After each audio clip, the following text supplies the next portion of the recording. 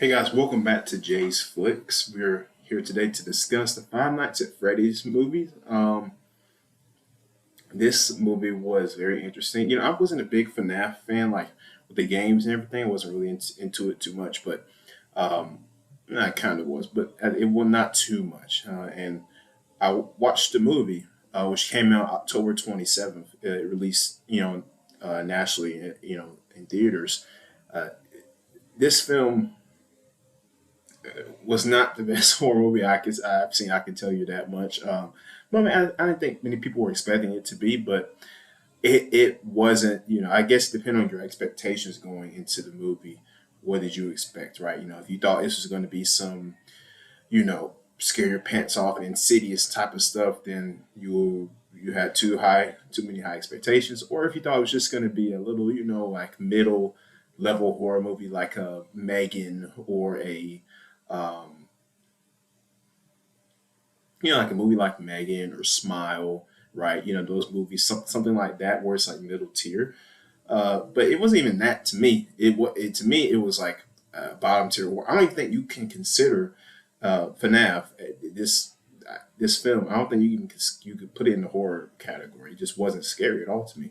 So we're gonna be talking about that today. But before you get there, make sure you guys subscribe to the channel here, Jay's Flicks on YouTube. We're also on every audio podcast platform. Again, something new I'm trying, just reviewing shows, movies. It's something I like watching shows. I like watching movies. I like analyzing them. I like criticizing them, critiquing them, whatever you want to say.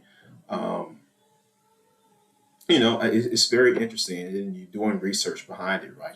Learning about filming locations, how where these some of these films were shot at, or shows, whatever. It's a very intriguing uh, dyad, if you call it you know to scope into. So, but yeah, make sure you guys do that. Follow us on IG, Jay's Flicks 23, I believe is our IG name. Yes, and follow us there. And yeah, let's begin. So the cast for this movie, you had Josh Hutcherson. He was cast as Mike Schmidt, the main character in this film. Mike was a security guard at the mall, but he got fired after he he chased down this guy who had grabbed this kid who was just standing in the middle of the hallway, the walkway in the mall. He grabbed him. Mike thought he was like a child, a child abuse, not a child abuser, child kidnapper. And they kidnapped him, or he thought he kidnapped him, but he actually was his dad trying to just bring him over. Um, so he gets fired for that misunderstanding. And then, he's looking for another job. And then the guy who's over the career service is like, hey, I got this gig at this old kids fun place. It's a security gig. The pay's not great, but it's the night shift. I mean, it's something, Mike at first turns him down. And for a little bit of context, Mike lives with his little sister, Abby. She's played by Piper Rubio. But they live together because their parents, their mom died, then their dad isn't in the picture. So Mike is kind of the parental figure for his younger sister. So they live together, and she always has to have a babysitter when Mike is working. So after thinking about it for a minute, Mike decides to take the job at this kids' fun place, which we later find out is the Five Nights at Freddy's. I mean, not five. Freddy's. I'm sorry. It's Freddy's. Freddy's Fun Place. But you know, so he goes there, and the first night is all right. It's not anything too bad, but then it gets kind of weird. As time goes on. Um, and eventually they he he discovers the animatronics, the famous Freddy's animatronics, Freddy the bear, right? The duck, and see this. You guys can tell I'm not super interested. Five Nights at Freddy's. But it's four or five of them, I believe, and weird things start to happen, like lights flicker on and off, typical stuff like that when you go in the abandoned place. The same. This is one of the problems I have with this movie.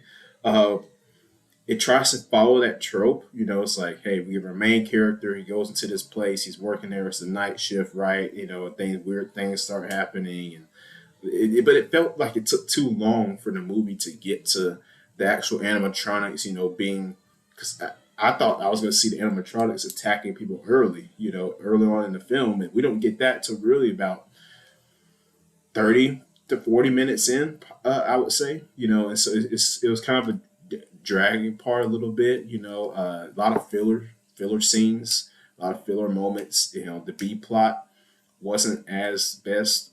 You know, with the babysitter, and then you know them working for the evil aunt. You know, their aunt who was trying to get custody of Abby, but she didn't want her to live with Mike. Um, so you had that B plot going on. It wasn't really that interesting.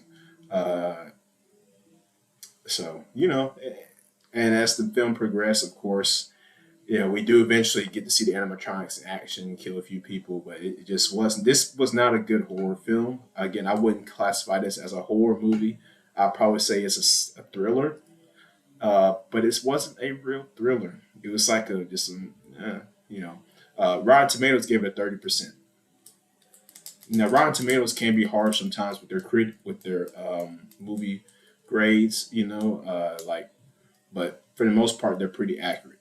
And this one, yeah, it wasn't a really good film. But I mean, if you're a Five Nights at Freddy's fan and you played the games and you're just a fan of that stuff, then you might like it. But to me, it just wasn't a good movie. You know, the acting was kind of off. It just wasn't the best product you can put on the big screen to me. This is my personal opinion. But hey, you know, it made $262 million at the box office. So hey, you know, what can you say about that? I mean, every horror movie is not going to be the best, but hey, yeah, I mean, it was Emma Tammy who directed this. She directed this film. It was distributed by Universal Pictures, so another Universal movie. That we thought was going to be. Universal for the most part, they do a good job with their horror movies. Sometimes, I mean, like I said, Megan was pretty good. That even though that was more of it's like a thriller, right? But you can thriller slash horror movie. Megan was fantastic. If you guys haven't watched Megan, you should. It's a really good movie. But this one, FNAF, yeah, like I say, not a big fan of it. Then like there was one scene where they were like just a lot of the stuff felt forced, right? Like there was one scene where they were building a fort, like in the middle of the with tables in the restaurant, in the Freddy's restaurant, and the animatronics were being friendly with Abby, like they became her friends, and it was just very, just not the type of movie I was expecting. Like not the type of horror movie where your antagonists, your villains, or your monsters, whatever the case might be. In this particular situation, it's the Freddy's animatronics, but they weren't evil per se, like they were, and we later find out that it was the kids who died previously years ago in that town, who went missing from the restaurant, were possessing the bodies. Their souls were possessing those animatronic robots. Freddy and his little group, and we find that out later. And then the guy who was a career services director who gave Mike the job was turned out to be Elizabeth Lale's character, Vanessa Monroe, who was a cop. It's going to be her dad. She was present throughout the movie, checking in on Mike. She kind of got to know him a little bit more, but it just wasn't. It wasn't all that impressive to me. Like I said, I've seen better horror movies, especially this year in 2023. So I mean, and there's some more projects coming up too. Like, well, Thanksgiving already released in theaters. That's a horror slasher film. You know, and which has been getting a lot of good reviews. So, and I will do a video on that once I watch it and I analyze it. I will give you guys a video on Thanksgiving. But like I said, that one is in theaters now. Uh, but yeah, so for now, should you watch it? Should you not? Hmm. Again, if you're a FNAF fan and you just kind of grew up playing the games and you're just a big, you like that, then by all means go ahead. Watch it. You'll the nostalgia will be good for you, right? Just seeing the Freddy characters and everything. But other than that, it's just a drag. It's not anything special. So I wouldn't personally recommend watching it. But again, if you're a fan, but if you're a true movie, if you're a true horror fan, you love horror movies, and you like the real deal horror movies, the Insidiouses, the Conjurings, Hereditary, those type of movies, the real deal horror movies. Then yeah, don't watch just because you're not gonna like it. This will disappoint you. That's why I can put it. This disappoint you. Like so, yeah.